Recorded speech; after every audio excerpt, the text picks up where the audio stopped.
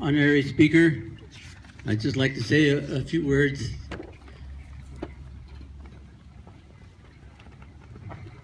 This veteran is a good friend of mine. He's a fellow Marine. He's a retired Marine.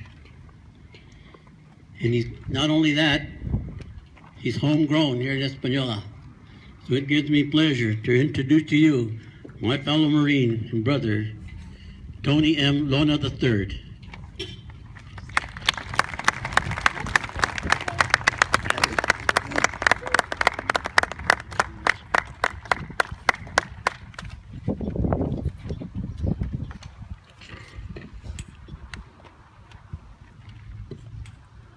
Mr. Apalaca, thank you very much for inviting me to speak to you all today, and to the Honorable Mayor. It's great to see you as well. And your son and I, we went to school together, and I think I see him back there.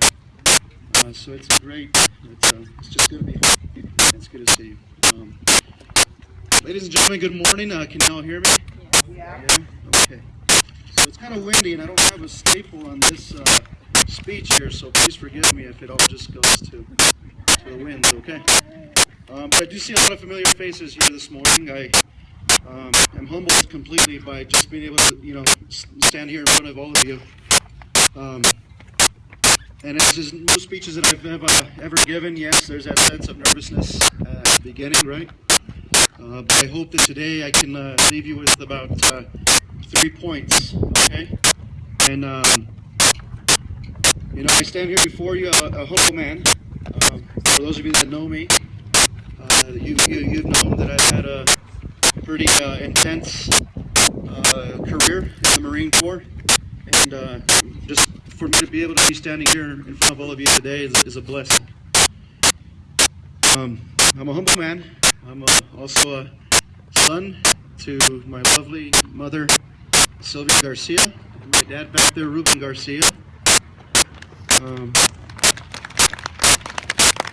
She's done and they both have done a fair share of having to put up with a bunch of my nonsense.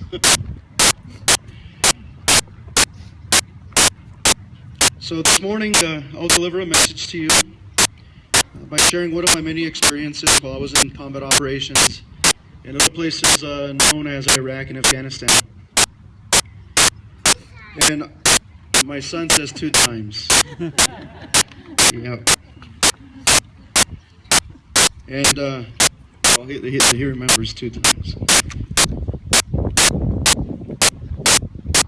I'm also going to share a couple of just notes with you on what Memorial Day means to me. And I'm going to close it out by delivering a direct message to those OIF and OEF veterans, to the veterans of my generation. So if I may, let me begin by sharing just a humble experience with you while I was serving in combat operations in Afghanistan. In April of 2011, I returned from my final combat tour to a little place called Afghanistan, the Helmand province. And like many, after a 13-month tour, I was excited to return to my family and friends. It was a pretty long deployment, huh? Yeah, sweetheart. So my 2 daughters right here, Bella and Alenia, they can tell you that every moment we spoke on the phone and every moment we were able to Skype and see each other, you never take those moments for granted. But yeah, all happiness aside, I couldn't help but feel an enormous sense of remorse. Because after a 13-month deployment, I regret to inform you that I had to stand in 156 ramp ceremonies. Do you all understand, or do you know what a ramp ceremony is? Dignified transfer? Let me explain that to you a little bit, if I may. It's a memorial service for a fallen service member who has paid the ultimate sacrifice and has given his life in defense of our beloved nation. Now, this ceremony is usually held at the airstrip prior to the departure of the aircraft carrying the deceased warrior's body home. Now, as the remains of this warrior are being transported to the flight line, everyone in attendance forms 2 lines, or 2 columns, facing each other. And as we're waiting there for the fallen warrior to be lifted out of the emergency vehicle, everyone's silent. Now, it's around this time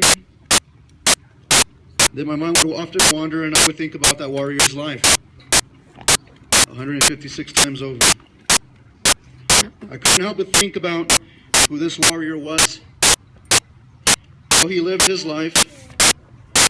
This fallen warrior to talk to mom and dad before perishing from this earth. This warrior gets to tell his wife he loves her that one last time. That he gets to Skype and see his kids, or his newborn from a continent away, planning for that moment when he could be able to finally hold his child for the first time. So as you can imagine, so many thoughts would go through my mind. And as I felt those tears coming down, I would stop myself and I would tell myself this. Where's all the Marines? Are there brothers?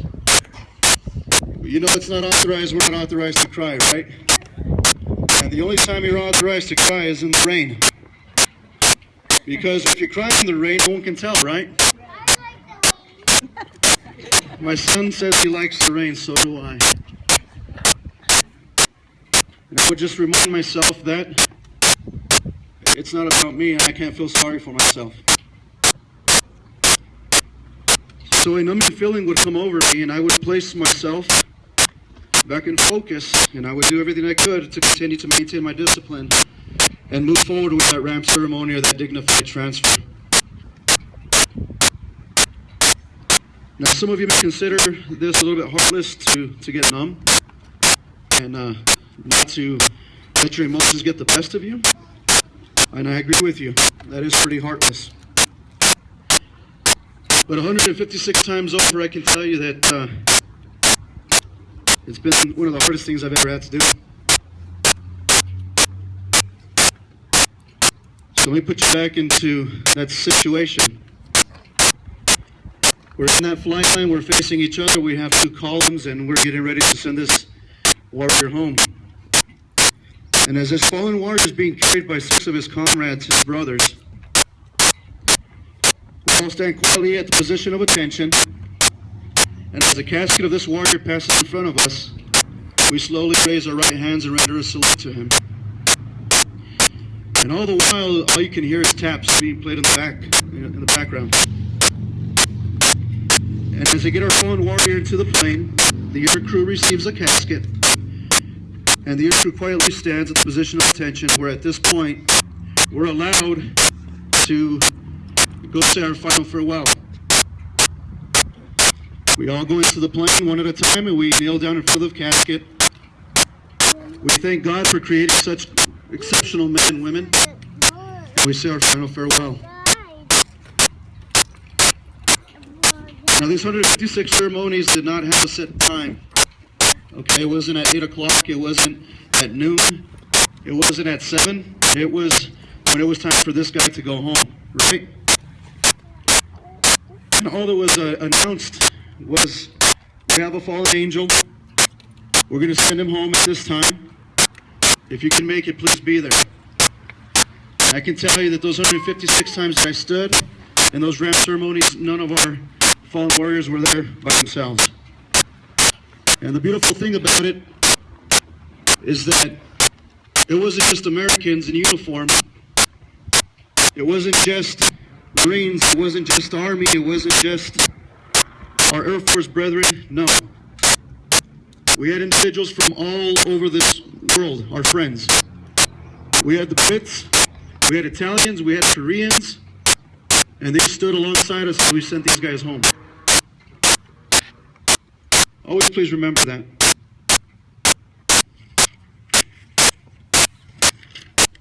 Smile. Thank you. You make me nervous. So I share this experience with you, and I give you just a little glimpse of what this Marine kind of went through, right? And let me just talk about what Memorial Day means to me. In that 13-month deployment, we lived and relived on Memorial Day every single day. I stood in 156 of those ramp ceremonies. I got...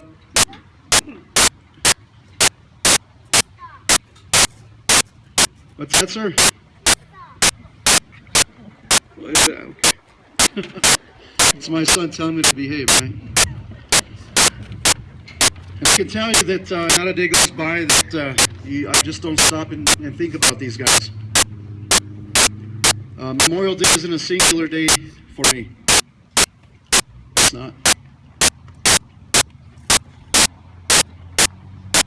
But, you know, you have every right today to celebrate this day. And you have every right today to go out there and have a barbecue and spend it with your families and with your loved ones. You have the right, you have the privilege, you have the liberty of going out there and raising that glass, right? That brew, and cheersing each other and cheersing the memories of my fallen brothers. It's not a singular day for some of us. And some of us are going to live with those memories for the rest of our lives. And like many of you here today, you know, Purnell's parents, you know, your lives are forever changed. They'll never be the same. And my life will never be the same. And it's not because of those ramp ceremonies that I attended, nor is it because of those convent engagements that I was involved in, but because of the many brothers that I lost over the years in these two wars. And many of you here have lost family members or friends to these conflicts or past conflicts. It's true what they say, that you'll never forget, but you learn to cope with the loss of a loved one. And today, as we take a moment to reflect on their great sacrifices, I use this day to renew my promise to my fallen warriors, my brothers. And so long as I live, their sacrifices will never be forgotten. I will live the rest of my days honoring their memories by my actions. And at those times when I fall short, as I often do, right? When I fall short, I ask their spirits to come over me and guide me along this path of righteousness and put me back on that path. I will never forget my brothers, nor will I disrespect their memories. And it's only fitting that we as a people and as a nation continue to live the rest of our lives in thanks and gratitude for these exceptional individuals. And that we reach out constantly, just like you did today. Just like this wonderful city of Española did today. That you constantly reach out to these families and their families. And you constantly show support and appreciation to them, because you've made some exceptional human beings.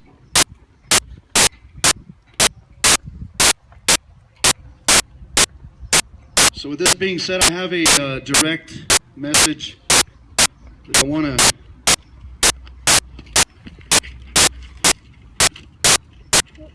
to share with you. And in particular, again, to the veterans of my generation.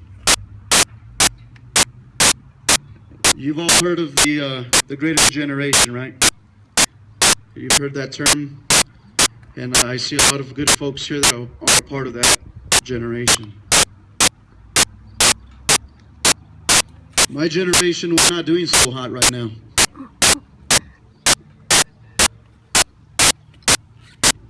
I have some statistics, right? 22 suicides a day. My generation, 22 suicides a day. 22 veterans take their life a day. There's 24 hours in a day, right? So as I'm speaking to you right now, you know somebody's doing that to themselves, right? We've been marked. We've been marked. My generation, my OIF, my OEF, Operation Enduring Freedom and Operation Iraqi Freedom veterans, we've been marked. We have been marked as victims to these conflicts. And I'll tell you right now, it's really upsetting to me.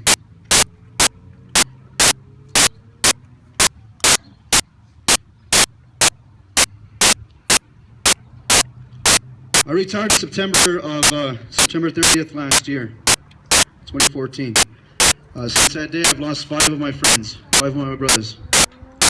These are the guys that I had prepared to take to Iraq and to Afghanistan. These are the guys that went out there and did some exceptional things.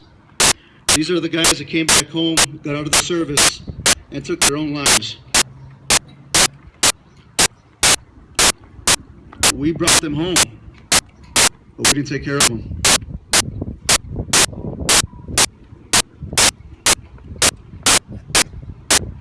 There's 2 terms that I want you to remember, if anything, out of this entire discussion that I'm having here with you right now. You have all heard the term post-traumatic stress disorder, yes? Okay? I'm here to tell you right now that needs to stop.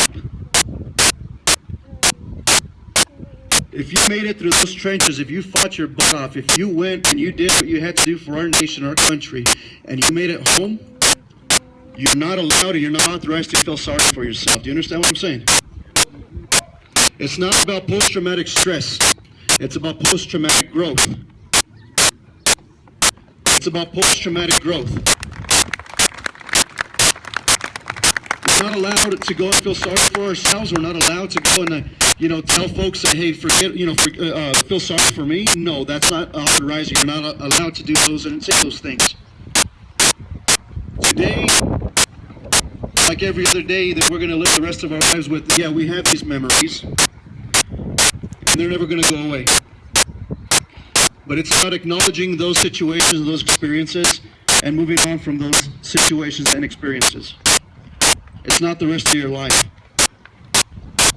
So please remember post-traumatic growth. And I ask you to please just, if you see a veteran today,